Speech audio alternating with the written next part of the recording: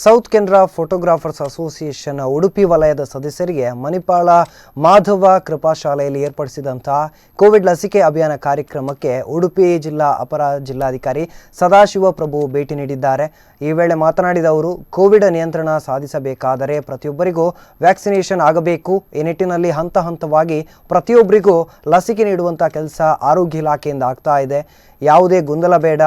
ಲಸಿಕೆ ಲಭ್ಯವಿರುವ ಸಮಯದಲ್ಲಿ ಪ್ರತಿಯೊಬ್ಬ ಪ್ರಜೆಗೂ ಲಸಿಕೆಯನ್ನು ಪಡೆದು ಕೋವಿಡ್ ನಿಯಂತ್ರಣಕ್ಕೆ ಸಹಕಾರ ನೀಡಿ ಎಂದು ಅವರು ತಿಳಿಸಿದ್ದಾರೆ. ಈ ಸಂದರ್ಭದಲ್ಲಿ ಉಡುಪಿ ವಲಯ ಅಧ್ಯಕ್ಷ ಪ್ರಕಾಶ್ ಕೊಡಂಕೂರು, ಕಾರ್ಯದರ್ಶಿ ಸುಕೇಶ್ ಅಮೀನ್ ಸೇರಿದಂತೆ ಮತ್ತಿತರರು ಉಪಸ್ಥಿತರಿದ್ದರು.